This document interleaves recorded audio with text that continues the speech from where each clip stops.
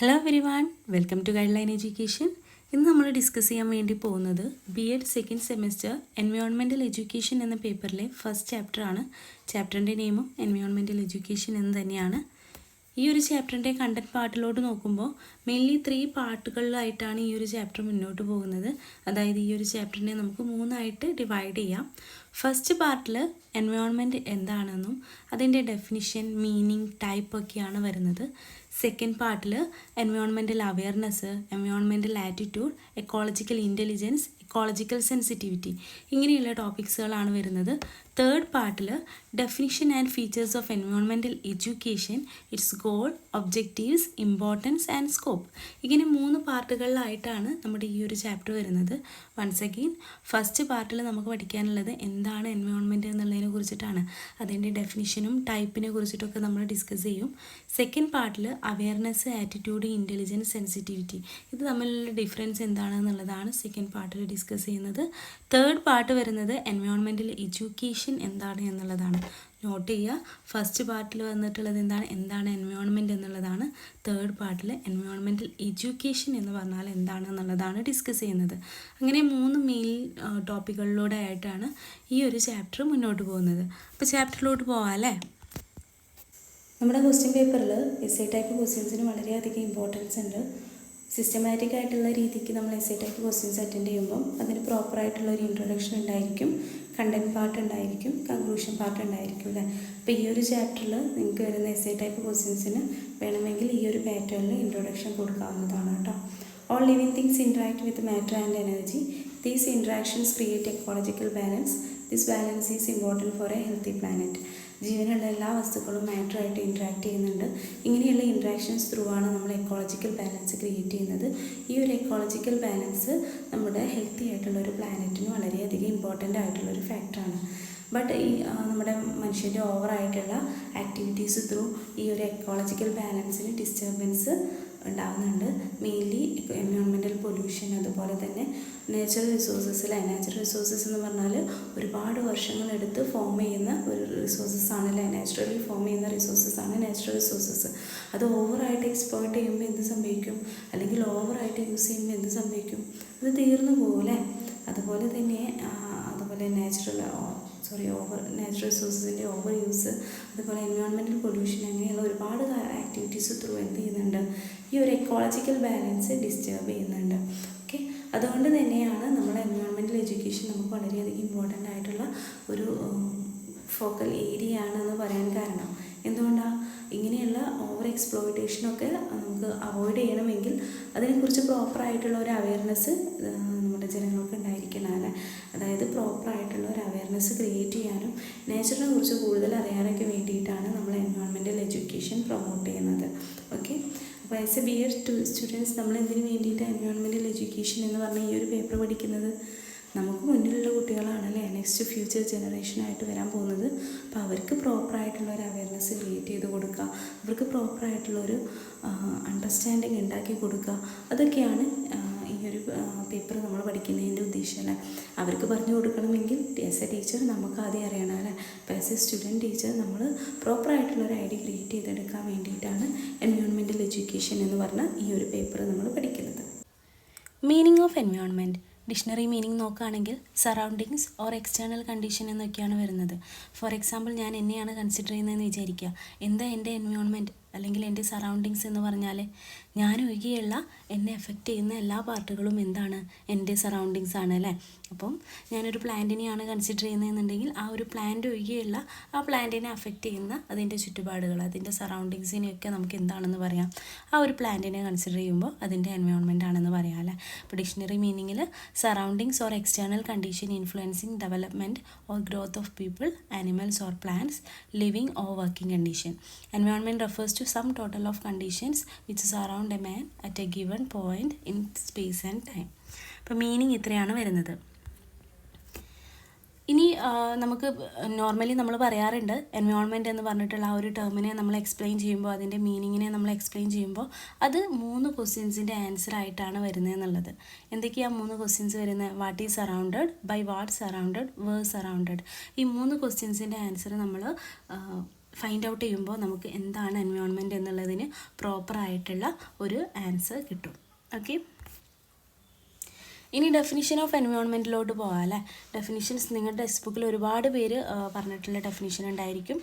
ഒരിക്കലും നമ്മുടെ എക്സാംസുകളിൽ ഒരിക്കലും നമ്മളോട് എന്ത് ചോദിക്കില്ല, ഇന്ന ആൾ പറഞ്ഞിട്ടുള്ള ഡെഫിനിഷൻ ഏതാ, ആ ഒരു പാറ്റേണിൽ നമ്മളോട് ക്വസ്റ്റ്യൻസ് വരില്ല. അപ്പോൾ നിങ്ങൾക്ക് ഏറ്റവും സിമ്പിളായിട്ട് റീപ്രൊഡ്യൂസ് ചെയ്യാൻ പറ്റുന്ന ഡെഫിനിഷൻ ഏതാണോ അത് നിങ്ങൾ പഠിച്ചു വെക്കുക കേട്ടോ. ഇപ്പോൾ environment is anything immediately surrounding an object and exerting a direct influence on it. അത് വേണമെങ്കിൽ നിങ്ങൾക്ക് പഠിക്കാം. അല്ലെങ്കിൽ environment is everything that affect the individual except is genes. അങ്ങനെയുള്ള നിങ്ങൾക്ക് സിമ്പിളായിട്ട് തോന്നുന്ന ഏതെങ്കിലും 2 ഡെഫിനിഷൻസ് പഠിച്ചു വെക്കുക. എപ്പോഴാണ് നമ്മൾ ഈ ഡെഫിനിഷൻസ് യൂസ് ചെയ്യാറുള്ളത്? എല്ലാവർക്കും അറിയുമെന്ന് വിചാരിക്കുന്നു. നമ്മൾ എസ്സേ ടൈപ്പ് ക്വസ്റ്റ്യൻസ് എഴുതുമ്പോൾ ഇൻട്രൊഡക്ഷൻ പാർട്ടിലാണ് നമ്മൾ മെയിൻലി ഡെഫിനിഷൻസും കാര്യങ്ങളും ഒക്കെ യൂസ് ചെയ്യാറുള്ളത്. സെപ്പറേറ്റ് ചോദിച്ച് ഇതുവരെ കണ്ടിട്ടില്ല. ഓക്കെ, അപ്പോൾ ഇൻ കേസ് ചോദിക്കുകയാണെങ്കിൽ ഏതെങ്കിലും ഒരു ഡെഫിനിഷൻ നിങ്ങൾക്ക് എന്ത് ചെയ്യണം, അറിയണം എഴുതാൻ വേണ്ടിയിട്ട്. ഓക്കെ, അപ്പോൾ കംപ്ലീറ്റ് നിങ്ങൾ പഠിച്ചു പോകണം എന്നല്ല, അറ്റ്ലീസ്റ്റ് ഒന്നെങ്കിലും നിങ്ങൾ പഠിക്കാം. ഇനി നെക്സ്റ്റ് നമുക്ക് ഡിസ്കസ് ചെയ്യാനുള്ളത് ടൈപ്പ് ഓഫ് എൻവയോൺമെൻറ്റ് ആണ്. ടൈപ്പ് ഓഫ് എൻവയോൺമെൻറ്റ് നോക്കുമ്പോൾ നാച്ചുറൽ എൻവയോൺമെൻറ്റ് ഉണ്ട്, മാൻ മെയ്ഡ് എൻവയോൺമെൻറ്റ് ഉണ്ട്. നാച്ചുറൽ എൻവയോൺമെൻറ്റ് എന്ന് പറഞ്ഞാൽ all naturally occurring element of earth. നമുക്ക് ഈ നാച്ചുറലി ഒക്കെയർ ആയിട്ടുള്ള എല്ലാ പാർട്ടുകളെയും നാച്ചുറൽ എൻവയോൺമെൻറ്റ് എന്ന് പറയാം. അത് മെയിൻലി ഏതൊക്കെയുള്ള air, water, land, forest, mountain, radiation, living organism, അതുപോലെ മൈക്രോ ഓർഗാനിസം, അതെല്ലാം എന്താണ് നാച്ചുറൽ എൻവയോൺമെൻറ്റിൻ്റെ ഒരു പാർട്ടാണ്. It has a homeostatic mechanism. Natural എൻവയോൺമെൻറ്റിന് നമ്മളൊരു ഹോമിയോസ്റ്റാറ്റിക് മെക്കാനിസം ഉണ്ടെന്ന് പറയാറുണ്ട്. അതായത് ഒരു സെൽഫ് റെഗുലേറ്ററി അല്ലെങ്കിൽ സെൽഫ് ബാലൻസിങ് സിസ്റ്റം, അതാണ് ഹോമിയോസ്റ്റാറ്റിക് മെക്കാനിസം എന്ന് പറഞ്ഞാൽ. അതായത് ഏതെങ്കിലും ഒരു കമ്പോണൻറ്റിൽ എന്തെങ്കിലും ചേഞ്ചസ് വന്നാൽ അത് വേറെ കമ്പോണൻറ്റിൽ ഏറ്റക്കുറച്ചിലുകൾ വരുത്തിയിട്ട് ആ ഒരു ചേഞ്ചസിനെ ഇല്ലാതാക്കാനുള്ള ഒരു കഴിവ്, സെൽഫ് ബാലൻസ് ചെയ്യാനുള്ള ഒരു കഴിവ് നമ്മുടെ എൻവയോൺമെൻറ്റിനുണ്ട്. ആ ഒരു മെക്കാനിസത്തിനെയാണ് നമ്മൾ ഹോമിയോസ്റ്റാറ്റിക് മെക്കാനിസം എന്ന് പറയുന്നത്. Okay, this all component are independent as well as interdependent. നമ്മുടെ എൻവയോൺമെൻറ്റ് നമ്മൾ കൺസിഡർ ചെയ്യുകയാണെങ്കിൽ അതിലുള്ള ഓരോ കമ്പോണൻറ്റും ഇൻഡിപെൻഡൻറ്റും ആണ്, എന്നാൽ എന്താണ് പരസ്പരം അത് ഡിപ്പെൻഡ് ചെയ്യുന്നുമുണ്ട്. Okay, this balance support life and stability in ecosystem. ഇങ്ങനെയുള്ളൊരു ബാലൻസ് ഉള്ളതുകൊണ്ട് തന്നെ നമുക്ക് എക്കോസിസ്റ്റത്തിൽ ലൈഫും സ്റ്റെബിലിറ്റിയും ഒക്കെ ക്രിയേറ്റ് ചെയ്ത് അതിനൊരു ബാലൻസ് മെയ്ഡ് ചെയ്തെടുക്കാൻ എന്ത് ചെയ്യുന്നുണ്ട്, ഹെൽപ്പ് ചെയ്യുന്നുണ്ട്. ഇനി നാച്ചുറൽ എൻവയോൺമെൻറ്റിനെ നമുക്ക് ബയോട്ടിക് ആൻഡ് അബയോട്ടിക് എന്ന് 2 ടൈപ്സ് ആയിട്ട് ക്ലാസിഫൈ ചെയ്യാം. ബയോട്ടിക് എന്ന് പറഞ്ഞാൽ ലിവിങ് കമ്പോണൻസ് ഉണ്ട്, ലിവിങ് കമ്പോണൻസ് എന്നാണ്. അതിനെ തന്നെ നമുക്ക് വീണ്ടും ടെറസ്ട്രിയൽ ആൻഡ് അക്വാട്ടിക് എന്നുള്ള രീതിക്ക് ക്ലാസിഫൈ ചെയ്യാം. ടെറസ്ട്രിയൽ എന്ന് പറഞ്ഞാൽ organism living on land, aquatic എന്നാൽ ഓർഗാനിസം ലിവിങ് ഓൺ വാട്ടർ. ടെറസ്ട്രിയലിൽ നമ്മൾ വീണ്ടും ഫ്ലോറ, ഫോണ ആൻഡ് അതേഴ്സ് ആയിട്ട് ക്ലാസിഫൈ ചെയ്തിട്ടുണ്ട്. Plants, animals, micro organism. അതേഴ്സിൽ അധികം മൈക്രോ ഓർഗാനിസമാണ് വരാം. ഓക്കെ, ആ ഒരു ഫോർമാറ്റിൽ നമ്മൾ ക്ലാസിഫൈ ചെയ്തിട്ടുണ്ട്. ഇനി അക്വാട്ടിക്കിലോട്ട് വരുമ്പോൾ നമ്മൾ ഫ്രഷ് വാട്ടർ, മറൈൻ, ഇസ്ട്രെയിൻ രണ്ടിലും ജീവിക്കാൻ പറ്റുന്നത്. ഓക്കെ, അങ്ങനെ 3 ക്ലാസിഫിക്കേഷൻ വരുന്നുണ്ട്. ഇനി അബയോട്ടിക് കമ്പോണൻറ്റ് എന്ന് പറഞ്ഞാൽ എന്താ, ഫിസിക്കൽ കമ്പോണൻ്റ് ആണ് അല്ലേ, ലിവിങ് കമ്പോണൻ്റ് അല്ല, ഫിസിക്കൽ കമ്പോണൻ്റ് ആണ്. അത് മെയിൻലി വരുന്നത് ലിത്തോസ്ഫിയർ, ഹൈഡ്രോസ്ഫിയർ, അറ്റ്മോസ്ഫിയർ, ഇങ്ങനെ 3 ക്ലാസിഫിക്കേഷനാണ് വരുന്നത്. അതിൽ തന്നെ അറ്റ്മോസ്ഫിയർ നമുക്കറിയാമല്ലോ, അറ്റ്മോസ്ഫിയറിന് വീണ്ടും ലെയേഴ്സായിട്ട് ക്ലാസിഫൈ ചെയ്തിട്ടുണ്ട്. Exosphere, thermosphere, mesosphere, stratosphere, troposphere. Okay, ഓരോന്നും നമുക്ക് ഡീറ്റെയിൽ ആയിട്ട് ഡിസ്കസ് ചെയ്യാം കേട്ടോ. ബയോട്ടിക് എൻവയോൺമെൻറ്റ് എന്ന് പറഞ്ഞാൽ ലിവിങ് പാർട്ട് ഓഫ് എൻവയോൺമെൻറ്റ് ആണ്. Classified based on where they live. Terrestrial organism living on the land, aquatic organism living in water. Terrestrial ഓർഗാനിസത്തിനെ തന്നെ നമ്മൾ വീണ്ടും എന്ത് ചെയ്തിട്ടുണ്ട്, ഫ്ലോറ, ഫോണ ആൻഡ് അതേഴ്സ് ആയിട്ട് ക്ലാസിഫൈ ചെയ്തിട്ടുണ്ട്. ഓക്കെ, ഫ്ലോറ എന്ന് പറഞ്ഞിട്ടുണ്ടെങ്കിൽ എന്താ, മെയിൻലി പ്ലാന്റ്സ് ഒക്കെയാണ് അതിൽ വരുന്നത്. അതിനെന്ത് ചെയ്യാൻ പറ്റില്ല, ഒരു പ്ലേസിൽ നിന്ന് മറ്റൊരു പ്ലേസിലോട്ട് മൂവ് ചെയ്യാൻ വേണ്ടിയിട്ട് പറ്റില്ല അല്ലേ. അത് നമുക്ക് വളരെ ഇമ്പോർട്ടൻ്റ് ആയിട്ടുള്ളതാണ്. കാരണം എന്താ, നമ്മുടെ പ്രൈമറി ഫുഡ് സോഴ്സാണ്.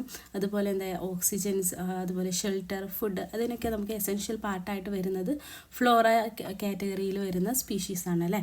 ഇനി ഫോണ എന്ന് പറഞ്ഞിട്ടുണ്ടെങ്കിൽ എന്താ, ഒന്നുമില്ല, ആനിമൽസ് ആണ് അല്ലേ. അതിൽ എന്തൊക്കെയുണ്ട്, മാമൽസ് ഉണ്ട്, ബേർഡ്സ് ഉണ്ട്, റെപ്റ്റൈൽസ് ഉണ്ട്. അതിനെന്ത് ചെയ്യാനുള്ള എബിലിറ്റി ഉണ്ട്, മൂവ് ചെയ്യാനുള്ള എബിലിറ്റി ഉണ്ട്. ഇനി അതേഴ്സ് എന്ന് പറഞ്ഞ കാറ്റഗറിയിൽ മെയിൻലി വരുന്നത് മൈക്രോ ഓർഗാനിസം ആണ്. ബാക്ടീരിയ, വൈറസ്, ഫംഗസ് പോലെയുള്ള മൈക്രോ ഓർഗാനിസം ആണ് ആ ഒരു കാറ്റഗറിയിൽ വരുന്നത്. അത് നമുക്ക് എന്ത് ചെയ്യാൻ പറ്റില്ല, നമ്മുടെ നോർമലായി വെച്ചിട്ട് കാണാൻ പറ്റില്ല അല്ലേ. നമുക്ക് അതുപോലെ തന്നെ അത് നമ്മുടെ ഡീകമ്പോസിഷൻ, അതുപോലെ ഡിസീസ്, അങ്ങനെയുള്ള പാർട്ടുകളിലൊക്കെ മെയിൻ റോൾ വഹിക്കുന്നത് ഈ അതേഴ്സ് എന്ന് പറഞ്ഞ കാറ്റഗറിയിലുള്ള മൈക്രോ ഓർഗാനിസം ആണ് അല്ലേ. ഡിസീസൊക്കെ സ്പ്രെഡ് ചെയ്യുന്നത് മൈക്രോ ഓർഗാനിസം ത്രൂ ആണ്. അതുപോലെ തന്നെ ഡീകമ്പോഷനൊക്കെ ഹെൽപ്പ് ചെയ്യുന്നത് അല്ലേ. നമുക്ക് എന്തെങ്കിലും ഒരു പ്ലാന്റൊക്കെ നശിച്ചു പോയിട്ടുണ്ടെങ്കിൽ അതിൻ്റെ ഡീകമ്പോഷനൊക്കെ ഹെൽപ്പ് ചെയ്യുന്നത് മൈക്രോ ഓർഗാനിസം ആണ് അല്ലേ. ഇനി അബയോട്ടിക് എൻവയോൺമെൻറ്റ്, അതായത് non living physical part of environment നമ്മൾ നോക്കുമ്പോൾ അതിനെ 3ആയിട്ട് ക്ലാസിഫൈ ചെയ്തിട്ടുണ്ട്. ലിത്തോസ്ഫിയർ, അത് വരുന്നത് എർത്തിൻ്റെ ക്രസ്റ്റ് ആണ്. ഹൈഡ്രോസ്ഫിയർ മീൻസ് വാട്ടർ അല്ലേ, വാട്ടർ ബോഡീസ് ആണ് വരുന്നത്. Third one atmosphere means air around us അല്ലേ, എയർ അറൗണ്ട് അസ്. ഓക്കെ, എയറിനെ ഇങ്ങനെ ക്ലാസിഫൈ ചെയ്തിട്ടുണ്ട്. അറ്റ്മോസ്ഫിയറിനെ വീണ്ടും troposphere, stratosphere, mesosphere, thermosphere, exosphere വീണ്ടും ക്ലാസിഫൈ ചെയ്തിട്ടുണ്ട്. ഇനി ലിത്തോസ്ഫിയർ എന്ന് പറഞ്ഞിട്ടുണ്ടെങ്കിൽ it is the outermost layer of the earth made up of rocks and soil contain organic matter, inorganic matter, air and water. ഇനി hydrosphere വരികയാണെങ്കിൽ it consist of ocean, seas, rivers, streams, lakes, polar ice cap, glaciers and ground water. Mainly water ബോഡീസാണ് ഹൈഡ്രോസ്ഫിയറിൽ വരുന്നത്. ഇനി atmosphere വരികയാണെങ്കിൽ a gaseous envelope surrounding earth extend up to 20,000 kilometre above the surface. It consist of nitrogen, oxygen, carbon dye oxide, hydrogen and argon. Okay, അപ്പോൾ ഇത്രയും ഹൈഡ്രോസ്ഫിയറും അറ്റ്മോസ്ഫിയറും ലിത്തോസ്ഫിയറൊക്കെ കൂടിയിട്ടുള്ളതാണ് നമ്മുടെ biosphere അല്ലേ. ഇനി നമുക്ക് അറ്റ്മോസ്ഫിയറിനെ കുറിച്ചിട്ട് ഡീറ്റെയിൽ ആയിട്ട് പഠിക്കാനുണ്ട്. അറ്റ്മോസ്ഫിയറിനെ വീണ്ടും എന്ത് ചെയ്തിട്ടുണ്ട്, 5 ലെയേഴ്സ് ആയിട്ട് ക്ലാസിഫൈ ചെയ്തിട്ടുണ്ട് അല്ലേ. എന്തിൻ്റെ ബേസിസിലാണ് അങ്ങനെ ക്ലാസിഫൈ ചെയ്ത്, ഹൈറ്റ് ആൻഡ് ടെമ്പറേച്ചറിൻ്റെ ബേസിസിൽ അല്ലേ. ഓക്കെ, ഇപ്പോൾ എർത്തിനോട് ഏറ്റവും അടുത്ത് കിടക്കുന്ന ലെയർ ഏതാ, ട്രോപ്പോസ്ഫിയർ ആണല്ലേ. പിന്നീട് സ്ട്രാറ്റോസ്ഫിയർ, മീസോസ്ഫിയർ, തെർമോസ്ഫിയർ, എക്സോസ്ഫിയർ, ആ ഒരു ഓർഡറിലാണ് പോകുന്നത്. ഇനി ട്രോപ്പോസ്ഫിയർ നമ്മൾ നോക്കുകയാണെങ്കിൽ 0 to 10 to 50 കിലോമീറ്റർ ഡിസ്റ്റൻസിൽ വരുന്നതാണ് ട്രോപ്പോസ്ഫിയർ എന്ന് പറഞ്ഞാൽ. അത് ലോവസ്റ്റ് ലെയർ ഓഫ് അറ്റ്മോസ്ഫിയർ ആണ് അല്ലേ. നമ്മുടെ ഈ വെതർ ഫിനോമിനകളൊക്കെ ആ ഒരു പാർട്ടിലാണ് നടക്കുന്നത്. ആ ഒരു ഏരിയയിൽ ടെമ്പറേച്ചർ എന്ത് ചെയ്യാണ്, ഹൈറ്റ് കൂടുന്നതിനനുസരിച്ച് ഡിക്രീസ് ചെയ്യാണ് ചെയ്യുന്നത്. അത് ഡിക്രീസ് ചെയ്ത് അറൗണ്ട് ഒരു -60 ഡിഗ്രി സെൽഷ്യസ് വരെയൊക്കെ അതിൻ്റെ റേഞ്ച് എത്താം. ഓക്കെ, നെക്സ്റ്റ് ലെയർ ആണ് സ്ട്രാറ്റോസ്ഫിയർ അല്ലേ. സ്ട്രാറ്റോസ്ഫിയർ 15 to 50 കിലോമീറ്റർ ആണ് വരുന്നത്. അത് ട്രോപ്പോസ്ഫിയറിൻ്റെ തൊട്ട് മുകളിലായിട്ടാണ് കാണപ്പെടുന്നത് അല്ലേ. ഈ ഒരു റീജിയനിലാണ് ഓസോൺ ലെയറൊക്കെ ഉള്ളത്. ആ ഒരു ലെയറിൽ എന്ത് ചെയ്യുന്നുണ്ട്, ടെമ്പറേച്ചർ കൂടുകയാണ് ചെയ്യുന്നത്. ഹൈറ്റ് കൂടുമ്പോൾ ടെമ്പറേച്ചർ കൂടും. ഓക്കെ, അപ്പോൾ ഈ ഒരു ടെമ്പറേച്ചർ വേരിയേഷൻ എങ്ങനെ നോക്കിയാൽ മതി എന്നറിയോ, ഓൾട്ടർനേറ്റീവ് ആയിട്ടാണ് വരുന്നത്. ഹൈറ്റ് കൂടുന്നതിനനുസരിച്ച് ഫസ്റ്റ് ലെയറിൽ ടെമ്പറേച്ചർ കുറയാണ് ചെയ്യുന്നത്, നെക്സ്റ്റ് ലെയറിൽ ടെമ്പറേച്ചർ കൂടുകയാണ് ചെയ്യുന്നത്, തൊട്ടടുത്ത ലെയറിൽ ടെമ്പറേച്ചർ കുറയുക. ഓൾട്ടർനേറ്റീവ് ആയിട്ട് എന്ത് ചെയ്യാണ്, കൂടുക, ആ ഒരു ഫോർമാറ്റിലാണ് വരുന്നത്. അപ്പോൾ അങ്ങനെ എന്ത് ചെയ്താൽ മതി, കമ്പയർ ചെയ്ത് പഠിച്ചാൽ ഒന്നുകൂടെ എളുപ്പമായിരിക്കും കേട്ടോ. അവിടെ എന്ത് ചെയ്യുന്നത്, ടെമ്പറേച്ചർ കൂടുകയാണെന്ന് പറഞ്ഞു അല്ലേ. 90 ഡിഗ്രി സെൽഷ്യസ് വരെ എന്ത് ചെയ്യാം, ടെമ്പറേച്ചർ റൈസ് ചെയ്യാം. ഇനി മീസോസ്ഫിയർ വരുന്നത് 50 to 85 കിലോമീറ്റർ ആണ്. അത് സ്ട്രാറ്റോസ്ഫിയറിൻ്റെ തൊട്ട് മുകളിലായിട്ടാണ് കാണപ്പെടുന്നത്. കോൾഡസ്റ്റ് ലെയർ ഓഫ് അറ്റ്മോസ്ഫിയർ ആണ്. അവിടെ എന്ത് ചെയ്യുന്നുണ്ട്, ടെമ്പറേച്ചർ ഹൈറ്റ് കൂടുന്നതിനനുസരിച്ച് ടെമ്പറേച്ചർ കുറയാണ് ചെയ്യുന്നത്. ഓക്കെ, എന്നിട്ടൊരു -80 ഡിഗ്രി സെൽഷ്യസ് വരെ എത്താം. ഓക്കെ, ഏറ്റവും coldest part of atmosphere mesosphere ആണ്. ഓക്കെ, അപ്പോൾ ഫസ്റ്റ് നമ്മൾ നോക്കുമ്പോൾ ട്രോപ്പോസ്ഫിയർ എന്തായിരുന്നു, ഹൈറ്റ് കൂടുന്നതിനനുസരിച്ച് ടെമ്പറേച്ചർ കുറയായിരുന്നു. സ്ട്രാറ്റോസ്ഫിയർ ഹൈറ്റ് കൂടുന്നതിനനുസരിച്ച് ടെമ്പറേച്ചർ എന്ത് ചെയ്യുമായിരുന്നു, കൂടുമായിരുന്നു. മീസോസ്ഫിയറിലോട്ട് വന്നപ്പോൾ വീണ്ടും എന്താ ചെയ്തത്, ഹൈറ്റ് കൂടുന്നതിനനുസരിച്ച് ടെമ്പറേച്ചർ കുറയാണ് ചെയ്യുന്നത്. അതായത് ടെമ്പറേച്ചർ വേരിയേഷൻ എങ്ങനെയാണ് വരുന്നത്, ഓൾട്ടർനേറ്റീവ് ആയിട്ടാണ് വരുന്നത്. ഓക്കെ, കമ്പയർ ചെയ്ത് പഠിക്കുക കേട്ടോ. ഇനി തെർമോസ്ഫിയറിലോട്ട് നോക്കുകയാണെങ്കിൽ 85 to 400 കിലോമീറ്റർ വരെയാണ് അതിൻ്റെ ഡിസ്റ്റൻസ് വരുന്നത്. വെരി തിന്നായിട്ടുള്ള എയർ ആണ് അവിടെ ഉണ്ടായിരിക്കുക. ഹൈ എനർജി, സോളാർ എനർജിയൊക്കെ എന്ത് ചെയ്യുന്നുണ്ട്, അബ്സോർവ് ചെയ്യുന്നുണ്ട്. അവിടെ ടെമ്പറേച്ചർ എത്രയാണ്, 1000 ഡിഗ്രി സെൽഷ്യസിന് മുകളിലാണ്. ഓക്കെ, അവിടെയാണ് അയോണോസ്ഫിയറും കാര്യങ്ങളൊക്കെ നടക്കുക. മെയിൻലി റേഡിയോ കമ്മ്യൂണിക്കേഷൻ്റെ പാർട്ടൊക്കെ വരുന്നത് തെർമോസ്ഫിയറിലാണ്. ഇനി എക്സോസ്ഫിയർ നോക്കുകയാണെങ്കിൽ 400 to 20,000 കിലോമീറ്റർ ആണ് അതിൻ്റെ ഡിസ്റ്റൻസ് വരുന്നത്. നമ്മുടെ അറ്റ്മോസ്ഫിയറിൻ്റെ ഏറ്റവും ഔട്ടർമോസ്റ്റ് ലെയർ ആയിട്ട് എക്സോസ്ഫിയർ ആണ് വരുന്നത് അല്ലേ. അവിടെ എന്ത് ചെയ്യുന്നുണ്ട്, ആ ഒരു എക്സോസ്ഫിയർ ഗ്രാജുവലി എന്ത് ചെയ്യാണ്, സ്പേസിലോട്ട് ഫെയ്ഡ് ചെയ്ത് പോകുന്ന ഫോർമാറ്റിലാണുള്ളത് അല്ലേ. അവിടെ എന്ത് ചെയ്യുന്നുണ്ട്, ടെമ്പറേച്ചർ 1000 ഡിഗ്രി to 10,000 ഡിഗ്രി സെൽഷ്യസിലോട്ടാണ് വരുന്നത്. ഓക്കെ, വെരി ഫ്യൂ പാർട്ടിക്കിൾസ് മാത്രമാണ് അവിടെയുള്ളത്. ഓക്കെ, അപ്പോൾ ജസ്റ്റ് ഒന്ന് കമ്പയർ ചെയ്തിട്ട് എന്ത് ചെയ്തിട്ടുണ്ട്, ഒന്ന് കൊടുത്തിട്ടുണ്ട് കേട്ടോ. അപ്പോൾ ജസ്റ്റ് ഒന്ന് പഠിക്കാം. നെക്സ്റ്റ് വരുന്നത് മാൻമെയ്ഡ് എൻവയോൺമെൻ്റ് ആണ് അല്ലേ. എന്താ മാൻമെയ്ഡ് എൻവയോൺമെൻറ്റ് എന്ന് പറഞ്ഞാൽ മനുഷ്യൻ അവരുടെ കംഫർട്ടിനും അതുപോലെ നീഡ്സിനൊക്കെ ബേസ് ചെയ്തിട്ട് അവർ തന്നെ ക്രിയേറ്റ് ചെയ്തെടുത്ത എൻവയോൺമെൻറ്റ്സിനെയാണ് നമ്മൾ മാൻമെയ്ഡ് എൻവയോൺമെൻറ്റ്സ് എന്ന് പറയുക അല്ലേ. അത് മെയിൻലി എന്താ മാൻ ക്രിയേറ്റ് ചെയ്തെടുത്തത് അവരുടെ കൾച്ചറിനെയാണ് അല്ലേ. കൾച്ചറിനെ തന്നെ നമുക്ക് എന്ത് ചെയ്യാം സൊസൈറ്റി, എക്കണോമിക്സ്, ഇൻസ്റ്റിറ്റ്യൂഷൻ എന്ന് വീണ്ടും സബ് ഡിവൈഡ് ചെയ്യാം. ഓക്കെ, അപ്പോൾ ഇത്രയും നമ്മൾ പറഞ്ഞുകൊണ്ടിരുന്നത് ടൈപ്സ് ഓഫ് എൻവയോൺമെൻ്റ് ആണ്. അതിനെ നമുക്ക് എന്ത് ചെയ്യാം, ഒരു സിംപ്ലി ഒരു ഫ്ലോ ചാർട്ട് അല്ലെങ്കിൽ ഒരു ചാർട്ട് ഫോർമാറ്റിൽ നമുക്കതിനെ എക്സ്പ്ലെയിൻ ചെയ്യാവുന്നതാണ്. അപ്പോൾ നിങ്ങൾ എസ്സേ ടൈപ്പ് ക്വസ്റ്റ്യൻസൊക്കെ എഴുതുമ്പോൾ ജസ്റ്റ് ഇങ്ങനെ ഡിസ്ക്രൈബ് ചെയ്ത് പോകുന്നതിൻ്റെ കൂടെ തന്നെ മൈൻഡ് മാപ്സ് അതുപോലെ ഇങ്ങനെയുള്ള ടാബുലാർ കോളംസൊക്കെ നമ്മൾ യൂസ് ചെയ്യുകയാണെങ്കിൽ ഒന്നുകൂടെ നമുക്ക് മാർക്ക് കൂടുതൽ കിട്ടൂലേ.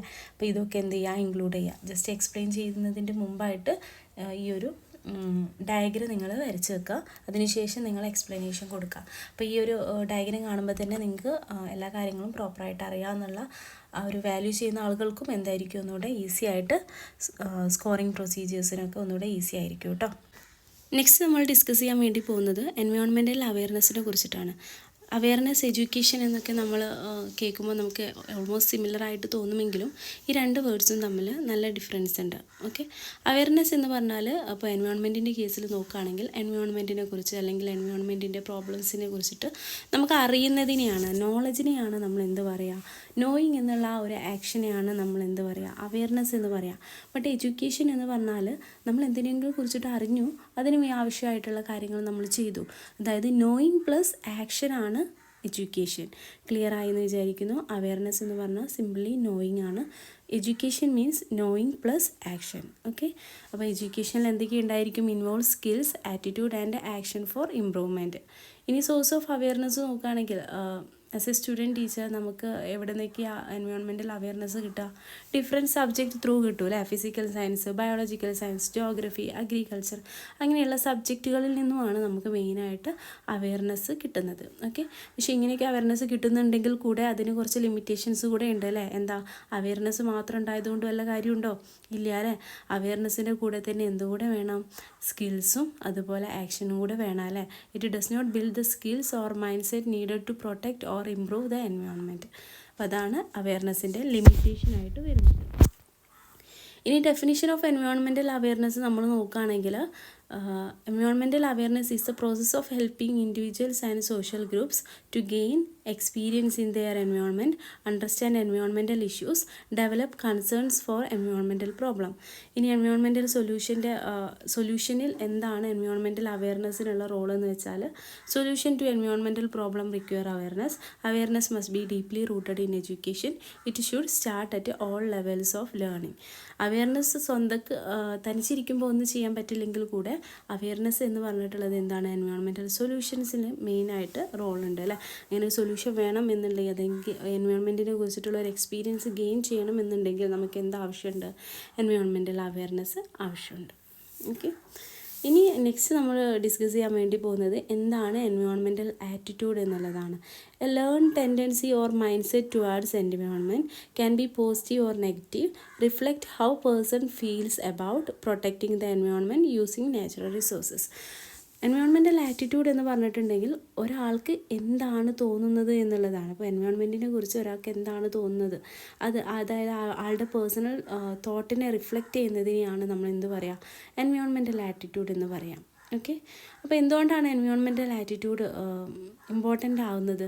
Attitude often influence behaviour, can lead to action that either protect the environment or harm it, but attitude does not always result in behaviour.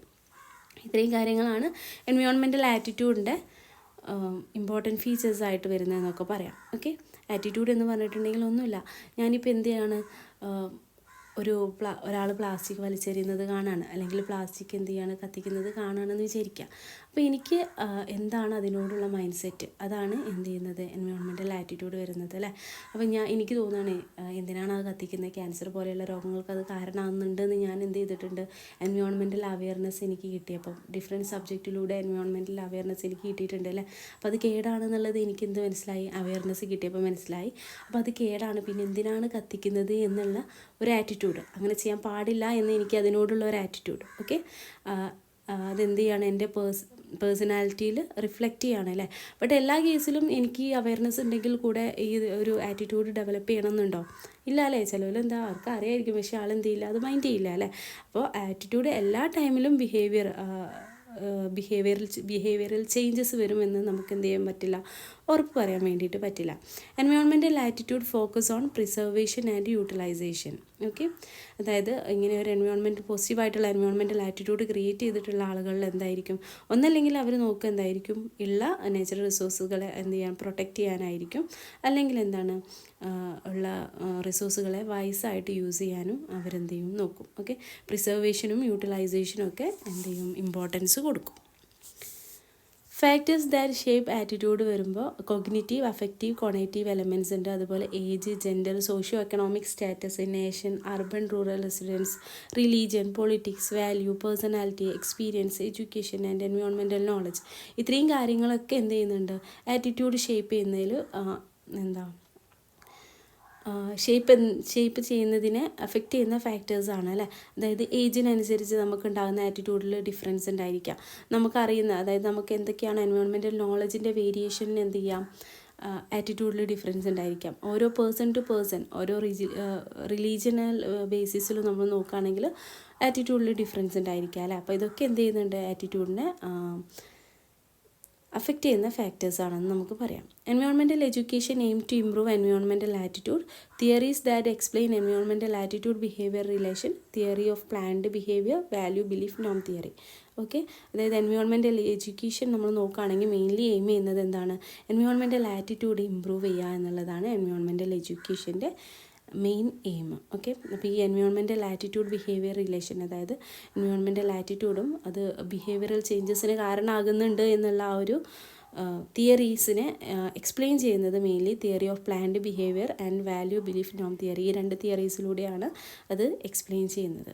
Okay, ഒന്നുമില്ല, സിമ്പിളായിട്ട് പറയുകയാണെങ്കിൽ എൻവയോൺമെൻറ്റൽ അവയർനെസ് എന്ന് പറഞ്ഞാൽ നമ്മൾ എന്തിനെങ്കിലും കുറിച്ചിട്ട് അറിയുന്നതാണല്ലേ. നമുക്ക് ഒരു കാര്യത്തെക്കുറിച്ച് അറിഞ്ഞത് കൊണ്ട് നമ്മളൊരു കാര്യത്തിനോട് ഫീൽ ചെയ്യുന്നതിൽ ചേഞ്ച് വരികയാണ്. അതാണ് ആറ്റിറ്റ്യൂഡ് ക്രിയേറ്റ് ചെയ്യുന്നത് അല്ലേ. ഈ ആറ്റിറ്റ്യൂഡ് എന്തിനോട്ട് നയിക്കുക എന്നാണ് പറയുന്നത്, ബിഹേവിയറൽ ചേഞ്ചസിലോട്ട് കാരണമാകാമെന്നാണ് പറയുന്നത്. ക്ലിയർ ആയെന്ന് വിചാരിക്കുന്നു. നിങ്ങൾക്ക് എന്തെങ്കിലും ഡൗട്ട്സ് ഉണ്ടെങ്കിൽ കമൻറ്റിലൂടെ ചോദിക്കാവുന്നതാണ് കേട്ടോ. പ്രോപ്പറായിട്ടുള്ള റിപ്ലൈ പ്രൊവൈഡ് ചെയ്യുന്നതായിരിക്കും. Ecological intelligence. Ecological intelligence means grasping how our action affect ecosystem. Intelligence എന്ന് പറഞ്ഞാൽ എന്താ, ബുദ്ധി, ചിന്തിക്കാനുള്ള കഴിവ് എന്നൊക്കെ പറയൂലേ. അപ്പോൾ എക്കോളജിക്കൽ ഇൻ്റലിജൻസ് എന്തായിരിക്കും, നമ്മുടെ ആക്ഷൻസ് എങ്ങനെയാണ് നമ്മുടെ എക്കോസിസ്റ്റത്തിനെ അഫക്റ്റ് ചെയ്യുന്നത് എന്നുള്ളത് തിരിച്ചറിയാനുള്ള കഴിവ് അല്ലേ. അത് എത്രത്തോളം ഉണ്ട് എന്നൊക്കെ അറിയാനുള്ള കഴിവിനെയാണ് എക്കോളജിക്കൽ ഇൻ്റലിജൻസ് എന്ന് പറയാം. Ability to understand the human impact on ecosystem and act in ways that improve them. Okay, ecological intelligence denote one knowledge, understanding, attitude developed towards environment and maintaining its balance. It encourages thoughtful action towards sustainability. അപ്പോൾ സിമ്പിളായിട്ട് പറയുകയാണെങ്കിൽ ecological intelligence എന്ന് പറഞ്ഞാൽ നമ്മൾ ചെയ്യുന്ന പ്രവൃത്തികൾ നമ്മുടെ എൻവയോൺമെൻറ്റിനെ എങ്ങനെയാണ് അഫക്റ്റ് ചെയ്യുന്നത് എന്ന് തിരിച്ചറിയാനുള്ള കഴിവിനെയാണ് നമ്മൾ എക്കോളജിക്കൽ ഇൻ്റലിജൻസ് എന്ന് പറയാം. നമുക്ക് 2 രീതിക്ക് എക്സ്പ്ലെയിൻ ചെയ്യാം. ഫസ്റ്റ് വൺ, ആ ഒരു പ്ലേസിനെ ബേസ് ചെയ്ത് നമുക്ക് എക്സ്പ്ലനേഷൻ കൊടുക്കാം. സെക്കൻഡ് വൺ, ആ ഒരു പ്ലേസിൽ ജീവിക്കുന്ന അനിമൽസ് അല്ലെങ്കിൽ ഓർഗാനിസത്തിനെ ബേസ് ചെയ്തിട്ട് നമുക്ക് എന്ത് ചെയ്യാം, എക്സ്പ്ലനേഷൻ കൊടുക്കാം.